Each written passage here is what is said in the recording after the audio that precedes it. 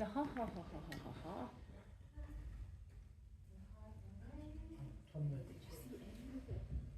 No, no, well, I'm going to turn this down.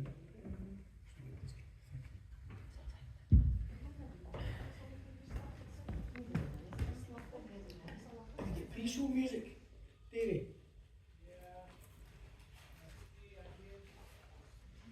Doing the ambient, right, okay. Just so they know. And then they'll know that when that goes off, it'll be a different, it'll be showtime. Yeah, that's a good idea. I can't think of a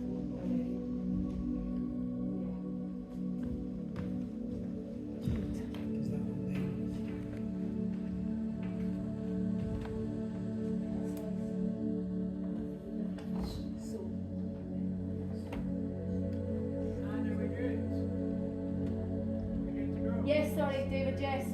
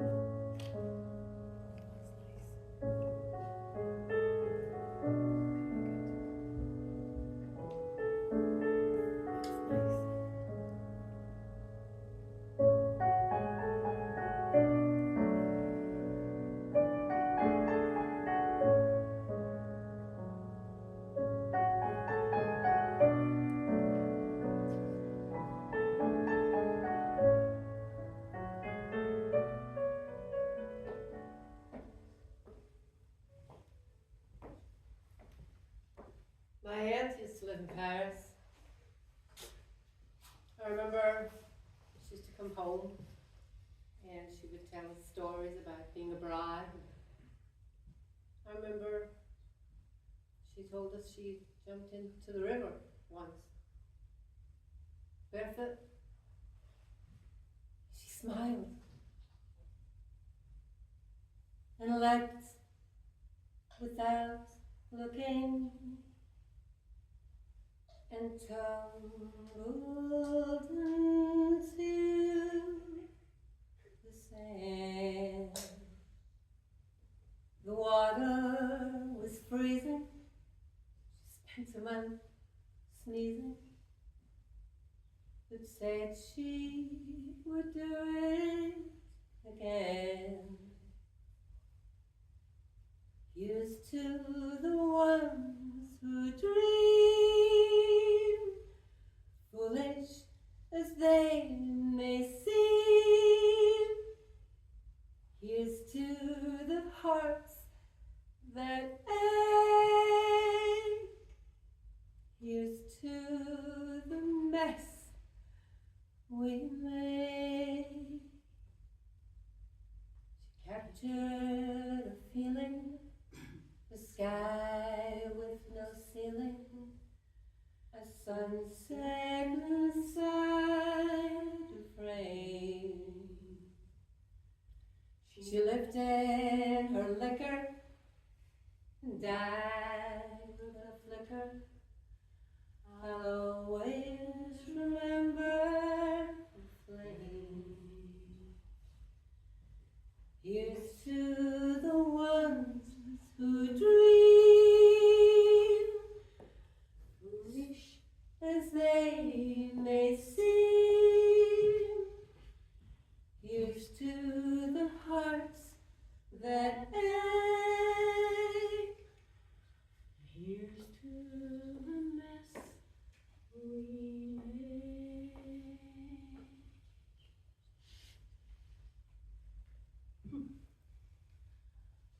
Love. Love comes in many shapes and forms. I like books. Always have. You'll find me in the blog here with my books on tables, offering up my library to strangers to see what their interests are. I get a glimpse of their thoughts as I see them looking at all the covers of the books. watch their minds tick over. And then it happens, like a light going on in the dark. And they reach for it, take the book in their hands, feel its weight, its shape, its texture. They might read the back first, or the introduction, or my favourite, the select few who open at a random page and start reading. Their eyes narrow, and I wait for the most magnificent moment of all. At least, I hope for it to occur.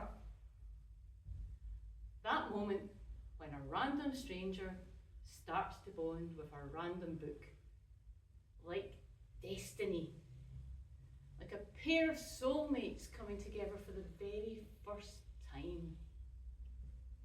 And there it is, captured. I cherish it. They look up and ask the most exciting question. How much?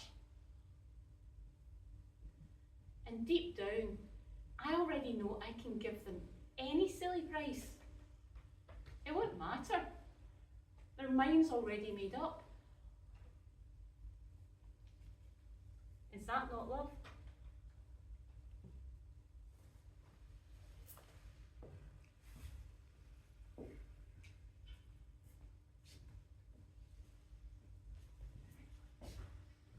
However, some stories are much darker than others.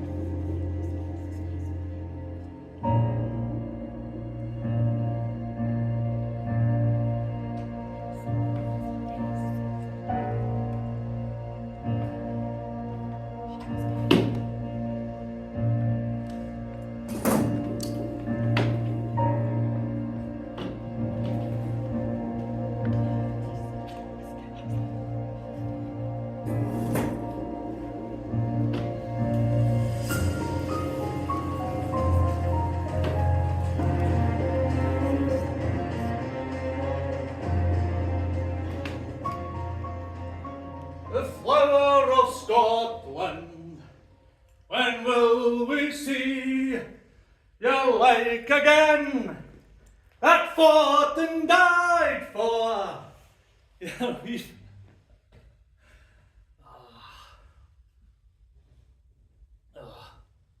I have of late, but wherefore? I know not, lost all my mirth. Forgone all custom and exercise. And indeed, it bears so heavily on my disposition. This goodly frame there seems to me a sterile promontory.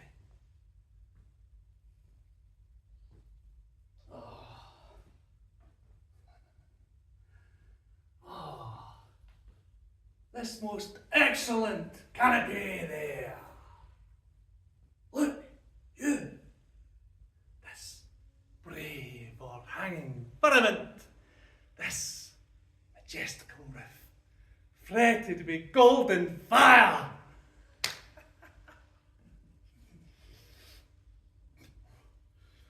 But appeareth to me thing than a foul and pestilent congregation of vapours.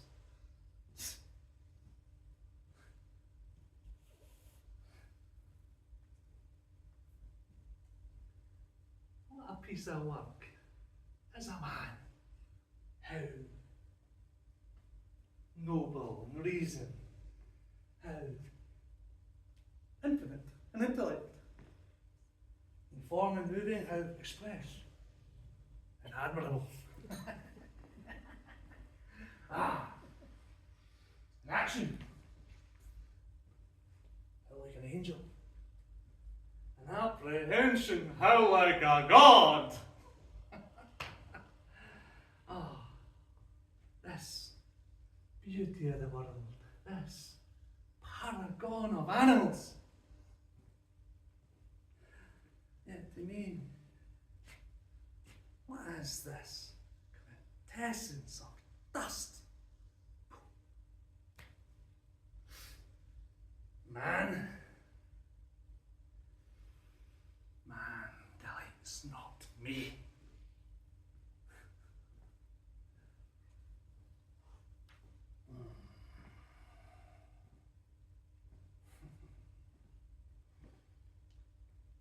You messed this one up, you clown.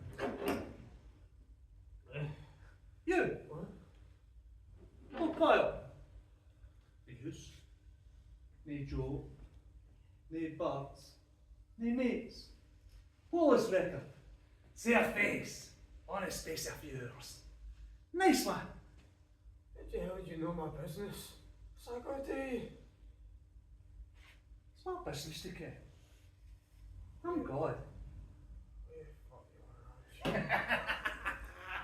Bloody hell! Another wise bear. Robert Anthony Coyle, born on Friday, 23rd of July, to Robert McNamara Coyle and Doreen Sharp, younger brother of Catherine Siobhan Shaw. She's married to James Allen Shaw. They live at 21 Parkline Crescent in Galmerton. They have a child, also called James. You have a single-shade birthmark in your inner thigh.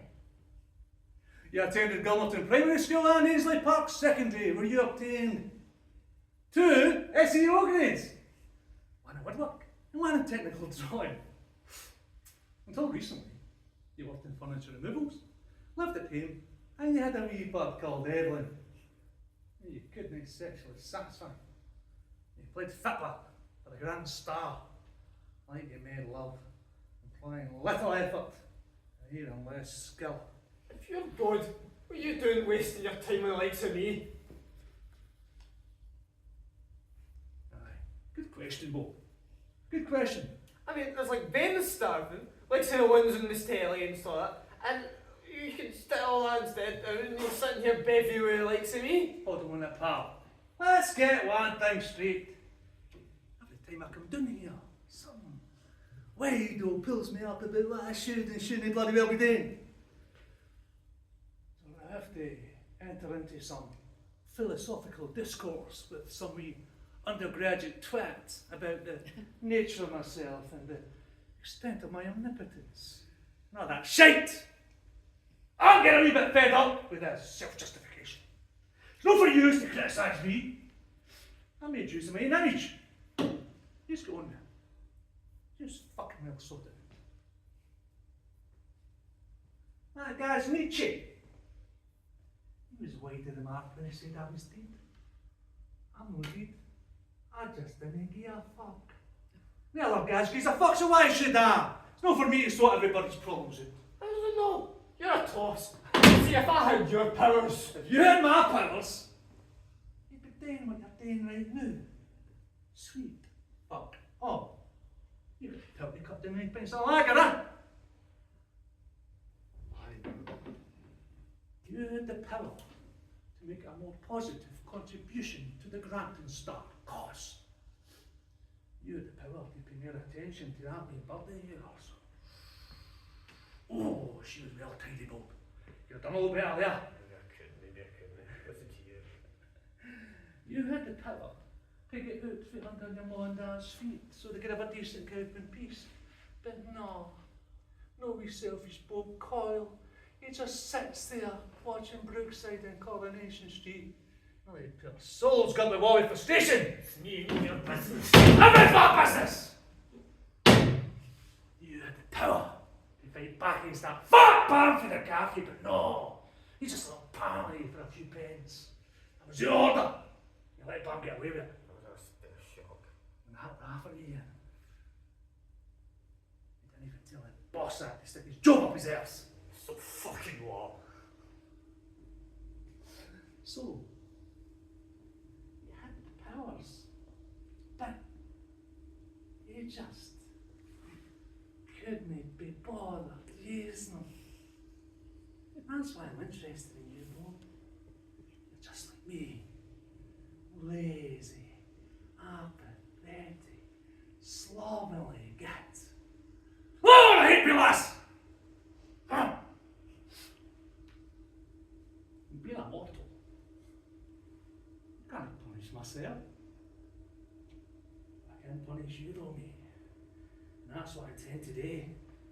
Back and Shut it! I've had up to my fucking eyeballs with this repentant shit. Vengeance! Vengeance is mine.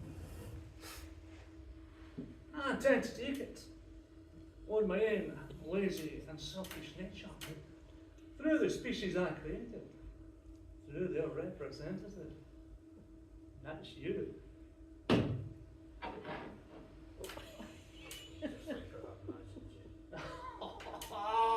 That's because you've the imagination, you're dafty. You see us, when you hear us, and you imagine us. No, you're clean the rash. aye, but I'm not the worst. What about the dictators and murderers and all the faggoty barons that cover their pockets and shut down factories? What about them, huh? No. Make it in him. Make no. That's my own business. But you've had it, boy. You're a piece of slime and coil. You're an insect. That's it. An insect. I'm going to make you look like the dirty, lazy pest of ya! Oh, some fucking do this. Oh, I'm going to hit my cup.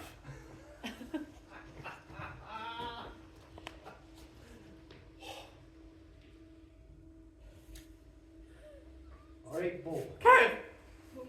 Look, about the other week, you know, I didn't mean No, I don't want to go fucking the other week, the day of the sun of the paper and football. I just seen God. He's got something in that sect. What? It's easier to try and turn you into a bloody football. No, you can't turn me into insects. You daft talk some pish. Oh man, come on. Alright, come on. Get you back to the hospital. Come on.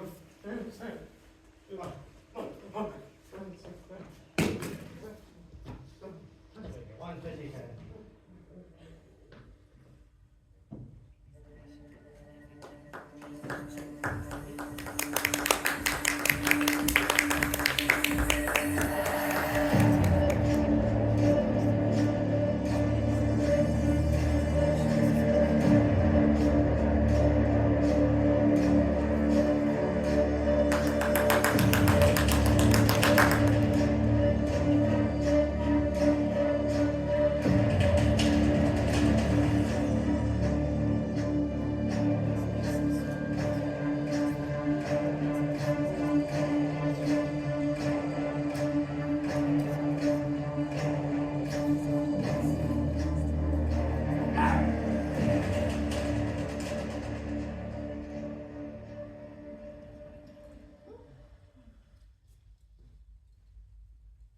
When I die, my body stops functioning, all at once or gradually. My breathing stops and my heart stops beating. That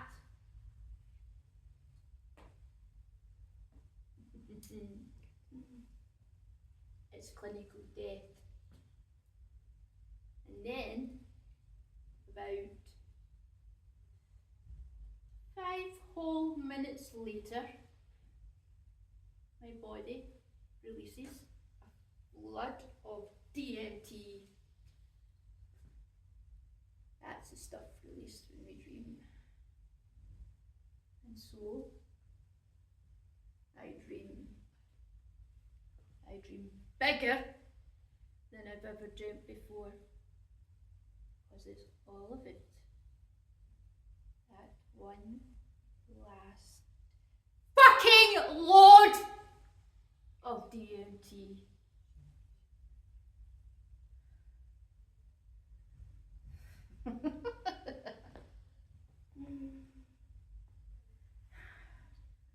My mind is firing. Neurons are firing.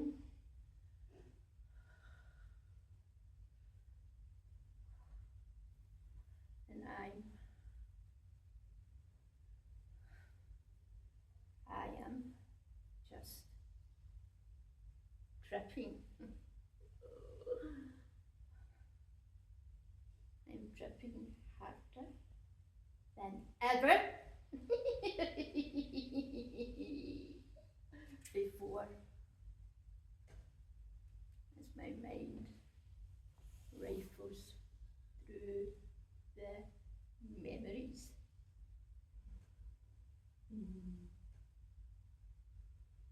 You know, the long term and short term ones.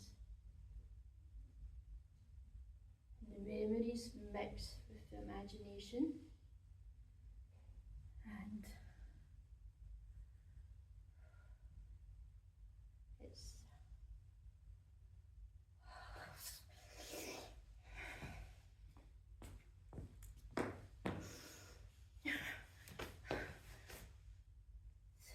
the little girl, she could not sleep because her thoughts were way too deep. Her mind went out for a stroll and fell down a rabbit hole.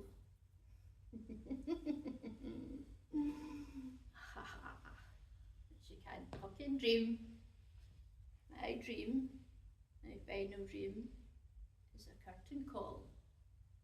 The dream to end all dream, as my mind empties the motherfucking missile silos, and I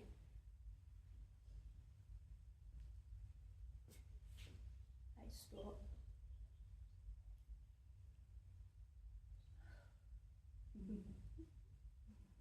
My brain activity ceases, and there is nothing left of me.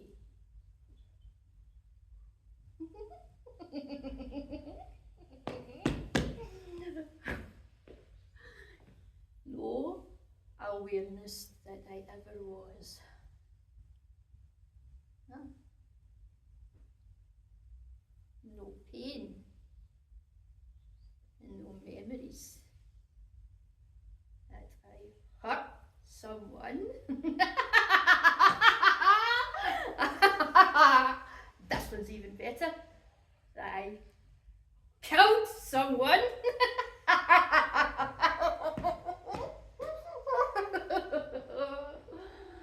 Everything is as it was before I was created. And all the other little things that make me up. The bacteria and thousands of other little things that live on me.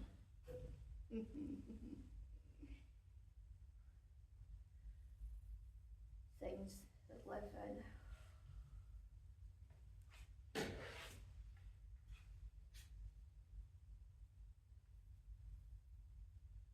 my eyelashes,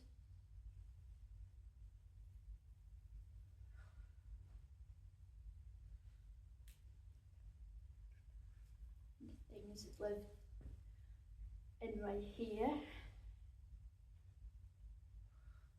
in my mouth.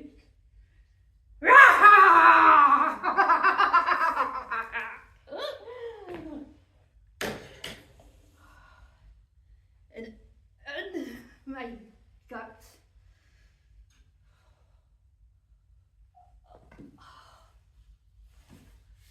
They keep on living and they keep on feeding.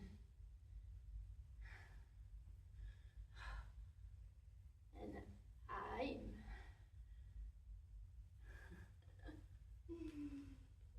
I'm feeding life. Oh, how fucking ironic is that? I'm feeding life.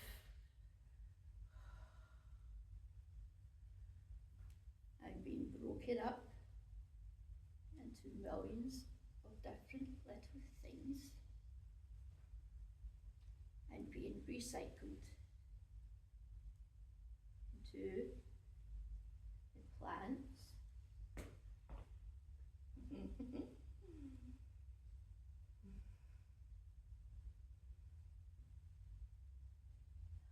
And the insects. No.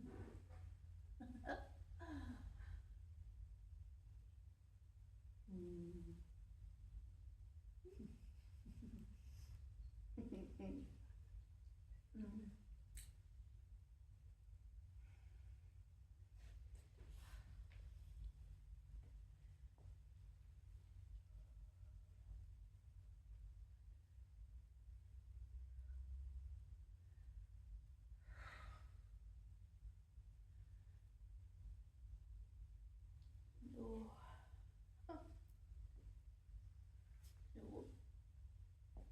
Can't kill me. Can't kill me. I didn't deserve to.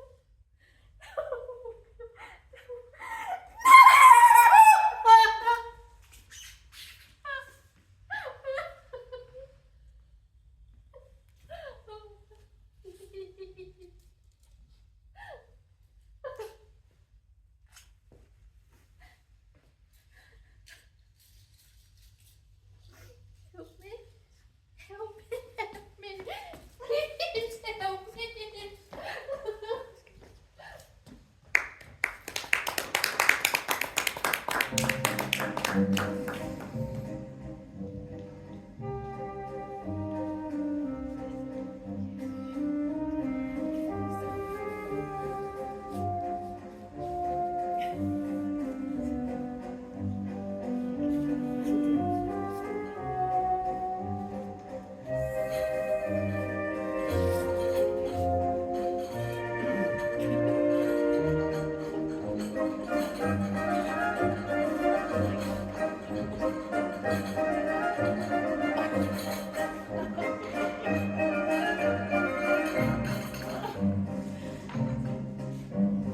Thank you, Mrs. Fortescue.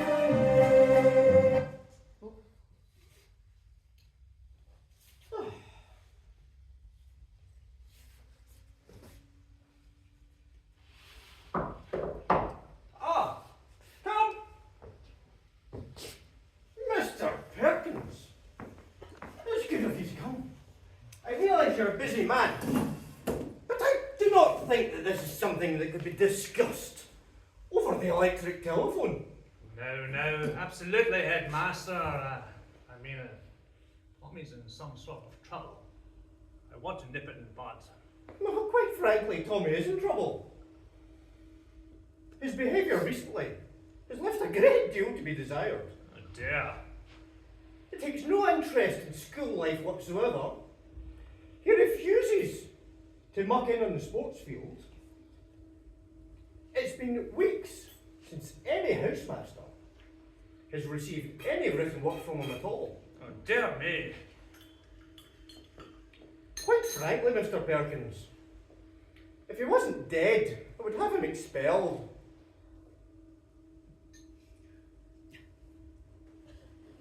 I beg your pardon? Yes, expelled. If I wasn't making allowances for the fact that your son is dead, he'd be out in his ear. Tommy's dead? Yes, he's lying up there in sick bay now. Bright green and stiff as a board. And this, I fear, is typical of his current attitude. You know, the boy has no sense of moderation. One moment he's flying around like a paper kite, and the next, completely immovable.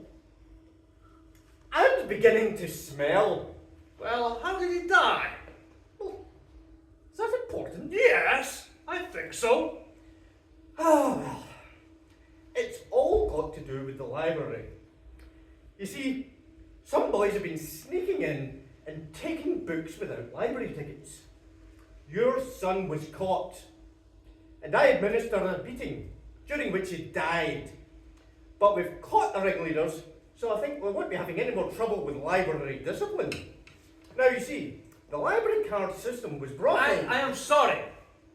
You beat my son to death? Yes, so it would seem. Please, Mr. Perkins, I'm not used to being interrupted. Now, the library card system was brought in. Well, exactly what happened? Well, the boys have just been sneaking in and taking the books. No, during the beating. Oh, that? Well, you know, 1 minute he was bent over. The next, he was lying down. Dead? Yeah, deadish. Mr. Perkins, I find this morbid fascination you have with your son's death to be a little bit disturbing. What I'm talking about is his attitude. And I'm starting to see where he gets it from. Well, I'm not the one who beat him to death. Well, that was quite obvious from the very first day he arrived here. I wondered then as I wondered now if he might not have turned out a very different boy had you administered a few fatal beatings early on. You mad? I'm furious! I'm having to cancel afternoon school on Wednesday to accommodate the funeral. This is preposterous! Yes, it is! Or at least it would be, if it were true. What? I'm sorry, Mr. Perkins. This my strange academic sense of humour. I'm afraid I've been pulling your leg. Thank God! I wouldn't cancel afternoon school to bury that little shit. Now, Mr. Perkins. Back.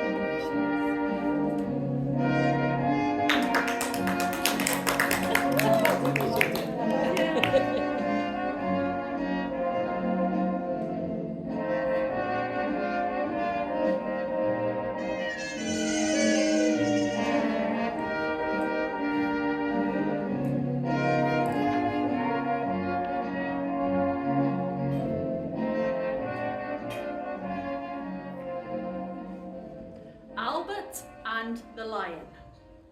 There's a famous seaside town called Blackpool that's noted for fresh air and fun.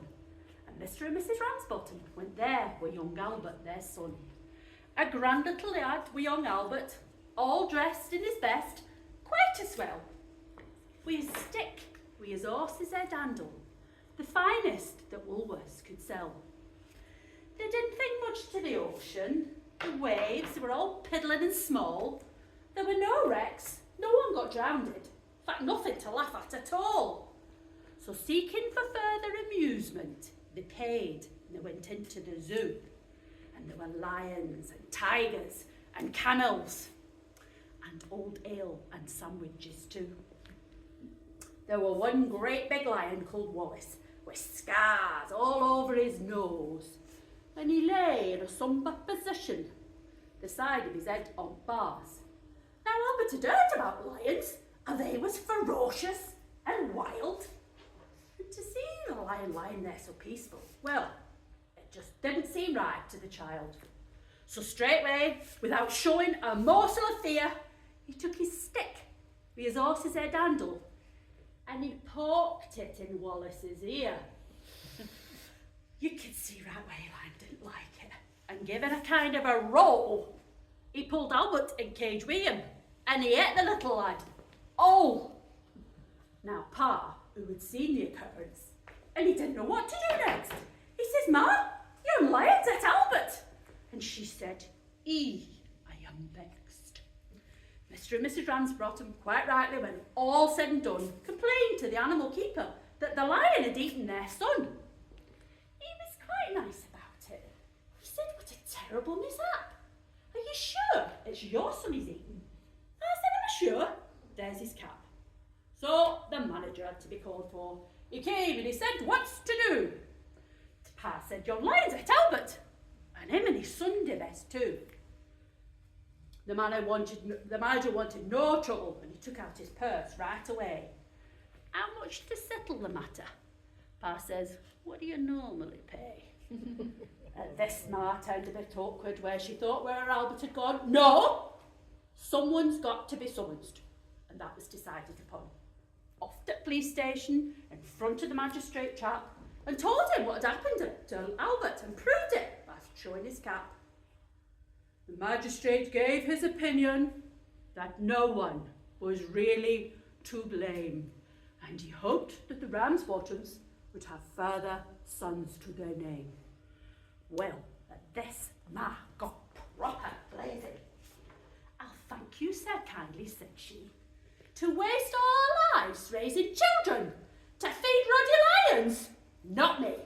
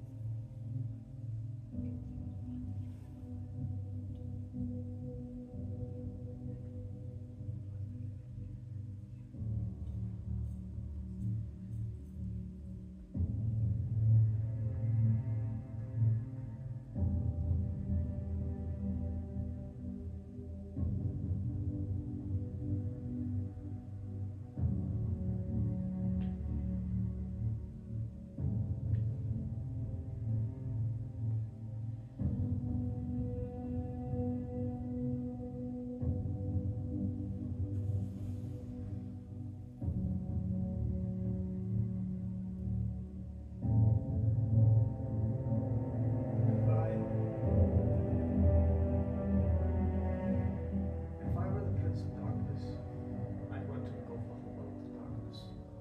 I'd have a third of its real estate, a fourth-fifth of its population, but I wouldn't be happy until I seized the ripest apple of the tree. So I'd set about however necessary to take over the United States. I'd subvert the churches first. I'd start with a campaign of whispers. In the wisdom of the serpent, I would whisper to you as I whisper to Eve. Do as you please. To young, I'd whisper the Bible as a myth. I'd argue that man created God instead of the other way around. I would confide what's bad as good and what's good as square.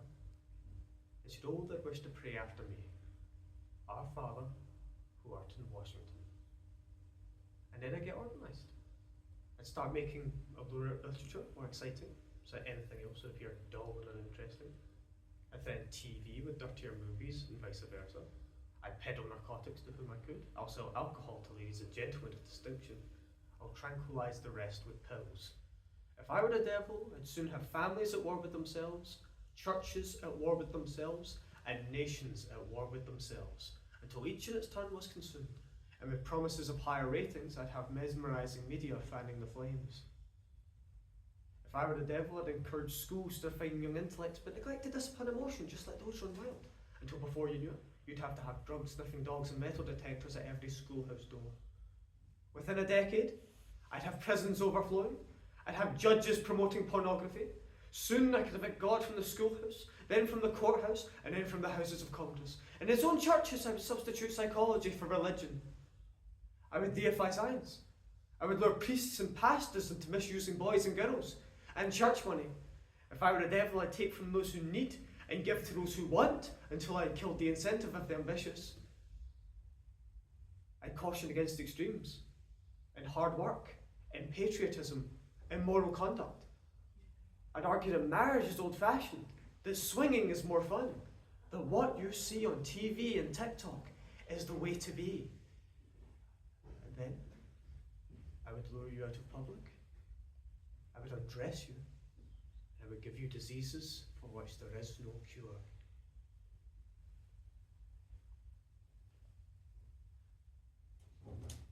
I mean, if I were the devil, I'd just keep on doing what he's doing. Good day.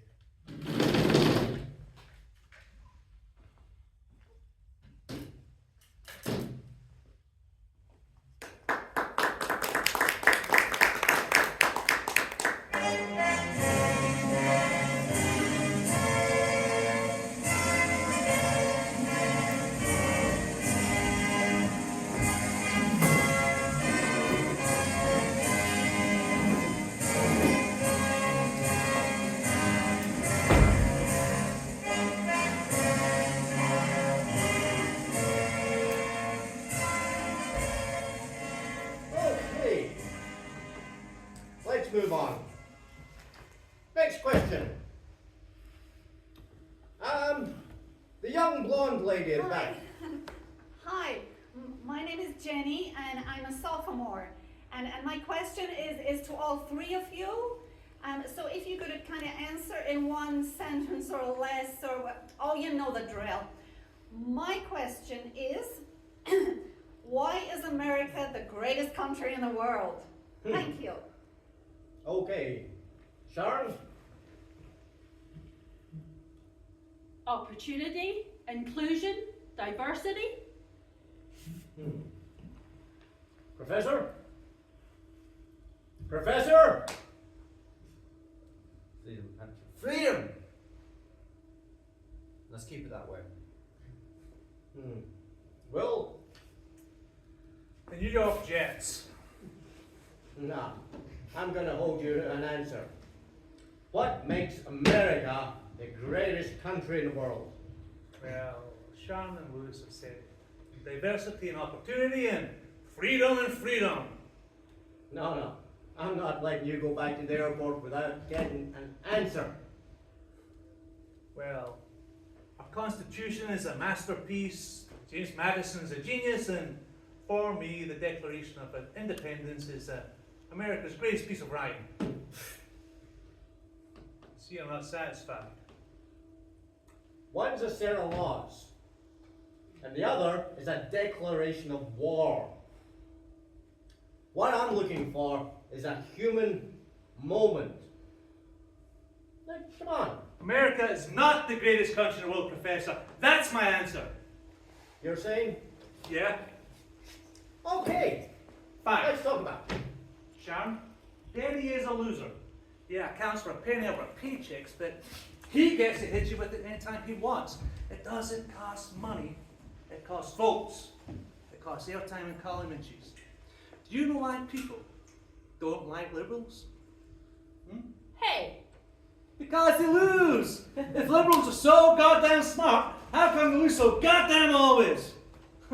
And you, are you going to tell these students America's so star-spangled awesome that we are the only country in the world with freedom? Canada has freedom. Japan has freedom. UK, France, Germany, Italy, Australia, Belgium has freedom. There's 207 sovereign states in the world, like 180 of them have freedom. And you, sorority girl, yeah, you, just in case you accidentally walk into a voting booth one day, well, there's some things you should know. One of which being, there is absolutely no evidence to support the statement that we are the greatest country in the world. We are 7th in literacy, 27th in math, 22nd in science, we're 49th in life expectancy, 178th in infant mortality. We're 3rd in medium household income, number 4 in labour force, and number 4 in exports. We lead the world in only 3 categories. Number of incarcerated citizens per capita. Hey.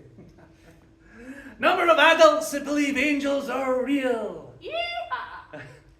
And defence spending, where we spend more than the next 26 nations combined, 25 of whom are our allies. Number one. Now, I'm not saying it's the fault of a 20-year-old college student, but you are, without a doubt, and nonetheless, part of the worst generation ever. Period. And when you ask me what makes us the greatest country in the world, well, I don't know what the fuck you're talking about. Yosemite?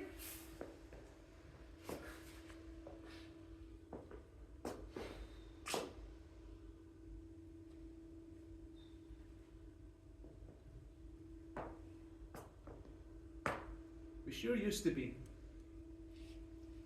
We stood up for what was right. We passed laws and struck down laws for moral reasons. We waged war on poverty, not poor people. We sacrificed. We cared about our neighbours. We put our money where our mouth were, and we never bare our chest. We built great big things. We made ungodly technological advances. We cured diseases. We explored the universe. We cultured the world's greatest economy and greatest artists. We reached for the stars. We acted like men.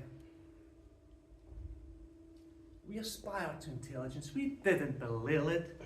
It didn't make us feel inferior. We didn't identify ourselves with who we voted for in the last election. We didn't scare so easy. We were able to do all these things and be all these things because we were informed by great men, men who were revered. The first step in solving a problem is recognizing there is one. America is not the greatest country in the world anymore. Enough? Too much. I think we should wrap it up there. Thank you, ladies and gentlemen, and good night.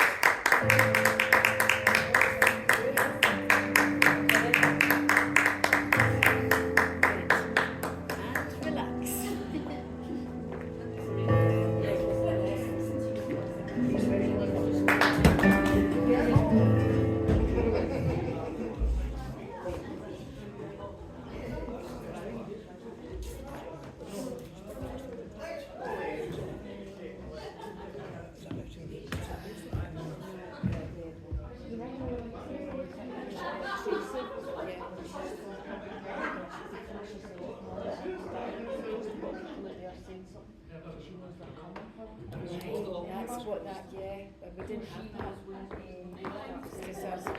So that's a good point, so we need to get that.